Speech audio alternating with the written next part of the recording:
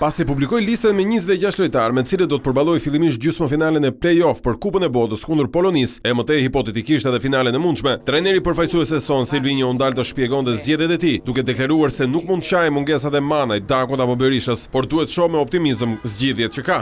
Noi non dobbiamo piangere, si deve andare in... Si trajner nuk duhet të qaj, duhet të përshtatemi me situatën, kemi disa lojtarë që vijnë si Pilo dhe Plana dhe jam shumë i lumtur padyshim edhe për ta. Sa i përket Broju, si sulmues qendre nuk e di ende, ai ka një muaj gjysmë që është jashtë fushë. Do t'i vlerësojmë lojtarët se në çfarë gjendje janë. Duhet të përshtatemi me situatën dhe lojtarët që kemi këtu të hyjnë në fushë ata lojtarë që vënë kundërshtarin në vështirësi.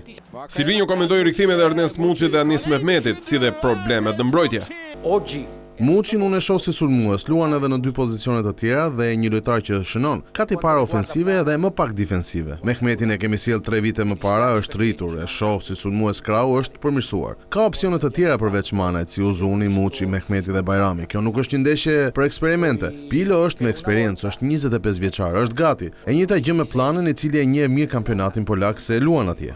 Më pas, një vlerësim për rivalin e 26 marsit në Varshavë, Polonin, që sipas teknikut Kuqezi ka ndryshuar shumë për mirë pas ardhes së trajnerit Orban.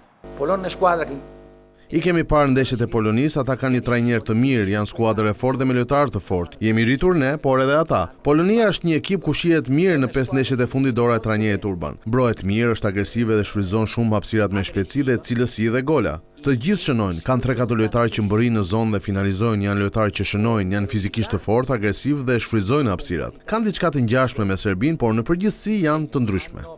Mbrojtësit Stavro Pilo i AEK-ut dhe Bujar Plana i Legia Gdansk janë debutuesit absolut të listës së Silvinhos, ndërsa janë grumbulluar më në fund më të mirë edhe këtij momenti, Ernest Muçi e Anis Mehmeti. Konfirmuan mungesat për arsye dëmtimesh të Manajt, Dakut dhe Medon Berishës, ndërsa janë lënë jashtë Marash Kumulla dhe vëllezërit Kristian e Steven Shpendi.